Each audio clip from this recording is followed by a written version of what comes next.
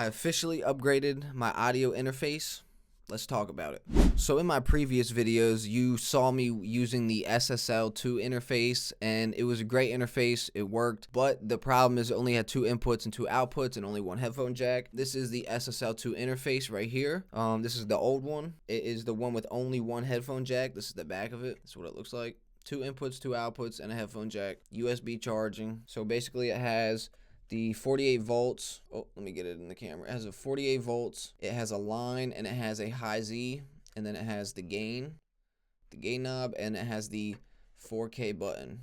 Then we have the headphone knob, and then we have the mix knob over here. I love this interface. Love the sound of it. It's time to get rid of it though. It's time to upgrade.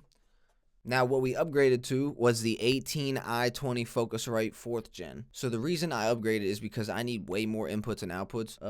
I plan on doing hybrid mixing. I want to learn more about it. So 2 inputs, 2 outputs is not going to work for me. So what we're going to do today is I'm going to show you the interface. I'm going to talk to you about it. I'm just going to tell you my plans.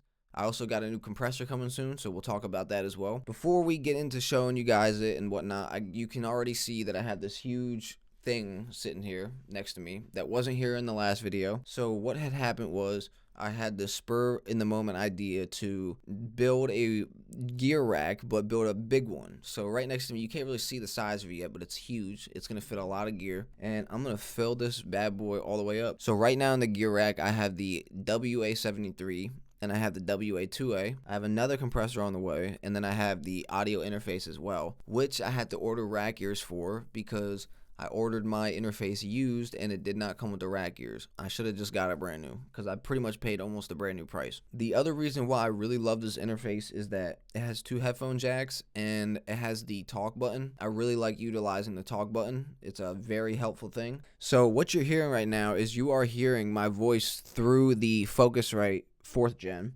The noise floor for this is way quieter. I will say that. This, if you look at the charts, this is way quieter. So let's actually show you guys what this looks like, right? So okay, so here is the 4th gen Scarlett 18i20, and if you see, there is 8 channels for mics. There's 2 in the front, and then the same 1 and 2 are also in the back. And what that does is when you plug something into here, it actually takes the back ones and turns them. You can't use the back ones if these ones are in use. So if you plug an instrument into here or something like that, you can't then go plug a mic into the back or something like that, which is really cool.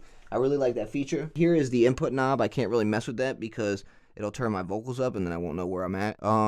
We have a link button. We have a 48 volts button, which is what I'm using right now to power on the mic. Then we have the instrument button, which is what you would use to power on an instrument in the front. So if you plug an instrument in here, then you would come and select the instrument button. We have the auto gain button, which if I click it, it would set my gain automatically for me. This is great for if you're a home studio type of dude and you want to record yourself and you can't set your level without looking away from your mic. The auto gain button is incredible. Then right next to that, we have an auto safe button. What the auto safe button does is stops you from being able to clip inside of the.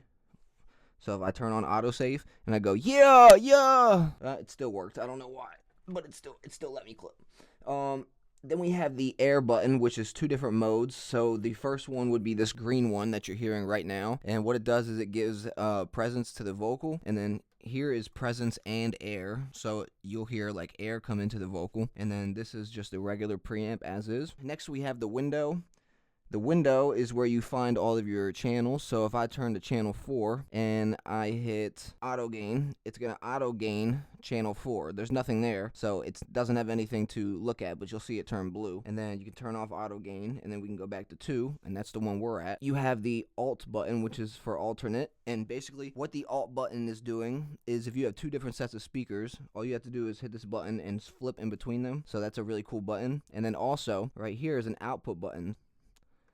So if you wanted to check your outputs instead of see how much gain you have, you could do that there. Next, we have a mute button, which just lets you mute channels. Now, the coolest thing about this interface is the talk button. So the talk button lets you have a real studio-like vibe. So when you are in a session and you guys both got headphones on, or you're in a different room, all you have to do is press this TALKBACK button, and you'll see on the second pair of headphones, it's lighting up, and I have it routed so whenever I have an artist here recording and I need to talk to them, all I have to do is hit this button. They'll be able to hear me in their headphones only, not my headphones. And it's just a really cool feature because then I can have a conversation with my artist. And then also the power button is awesome as well. I have all my cables underneath here, but yeah.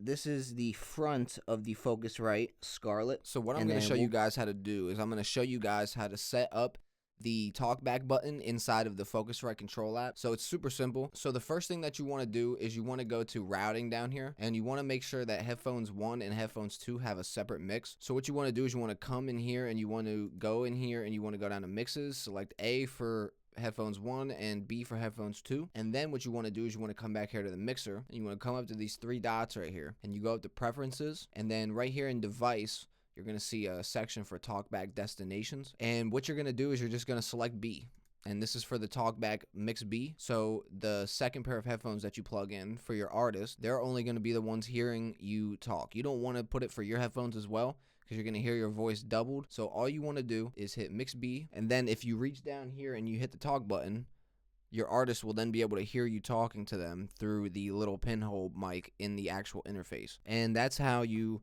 turn that on. Now make sure that whenever you set up a mix B, so whenever you go in here and you put your headphones to mix B, you come in here and you want to make sure that your playback is still on 1 and 2. Sometimes it'll go like this and you'll see it like this. Your artist isn't going to be able to hear their beat because the output isn't to playback 3 and 4, right? So it's always going to be 1 and 2. So you just put it back to 1 and 2, and then it should save that. Now, a couple other things that are dope with this is you can set presets. So you can make a preset of how you like everything to be, and then you can save that. I wanted to make sure that I showed you guys that in the video. So because I'm making these upgrades, and because I just hit 1,000 subscribers on YouTube, which I'm so grateful for, that is an incredible feature for me, I'm doing a giveaway for this baby blue SL microphone. This is an incredible microphone. It's about $400, and 2 things about it: the pad button and the high pass filter button were broken off of it. I don't know when.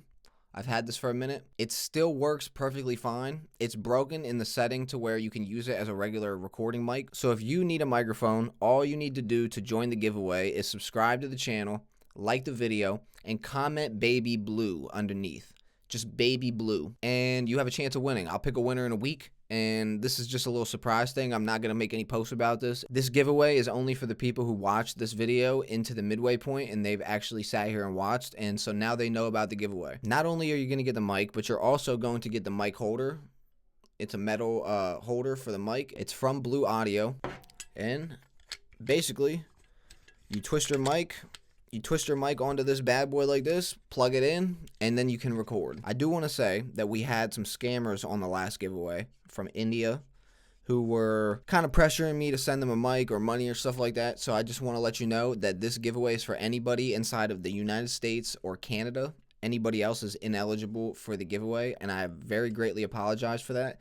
But too many scammers and too many people who just aren't real. The winner for this will be picked in about a week. So go ahead and comment baby blue, subscribe to the channel, and like the video, and you have a chance of winning. Okay, let's get back to the video. I just got the confirmation that the WA-76 has arrived at Guitar Center, so I'm gonna head over there and go get that, and then I'll be right back. I also just got done moving the WA-2A like I told you I was gonna do. I moved it up one, so I'll go ahead and show you that real quick. So what I just got done doing was taking the WA-2A from here and putting it up here. Now, when I get back from Guitar Center, the 76 is getting put right here. So now the new vocal chain is gonna be the 73 going into the 76, and then that'll be going into the WA-2A, and then that goes down into my Focusrite 18i20, and then into that computer back there. If you see, I got that mic for the giveaway right there. That is the plan for that, and then I'm going to put a power conditioner up at the top, and then I'm also going to get some ears for this and attach it to these right here. So it's not just hanging there, and then I can close this whole bottom off, and then I can get rid of that cord there and just use the power conditioner, and that's kind of the plan.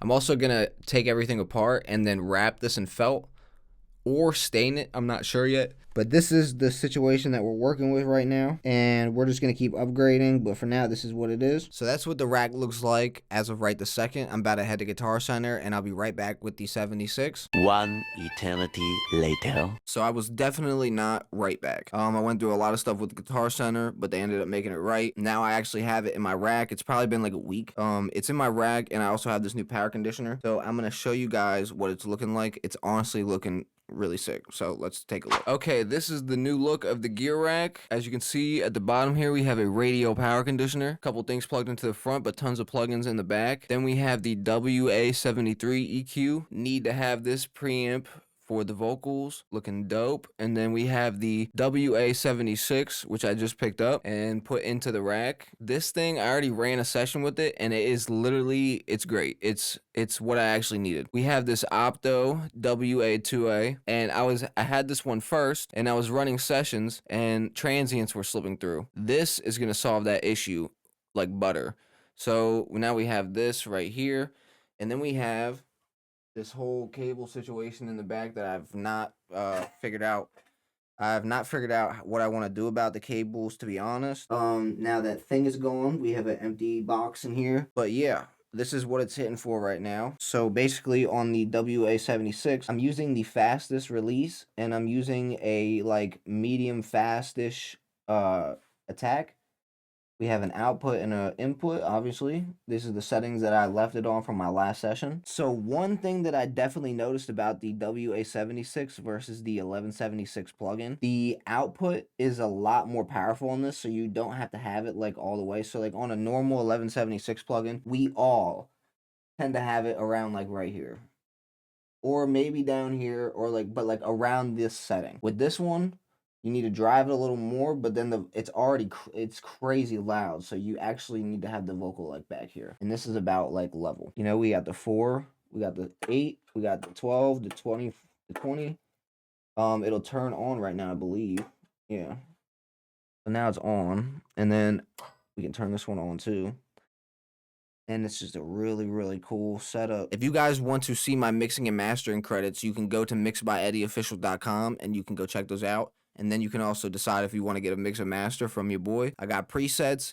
I got Pro Tools templates. It's all on my website. Go check it out. It's mixedbyeddieofficial.com. I'm going to go ahead and get out of here. I appreciate you guys for watching this video. This was less on the technical side and just more on like the YouTube fun side. If you did like the video, subscribe, comment, like the video, and I'll see you guys in the next video.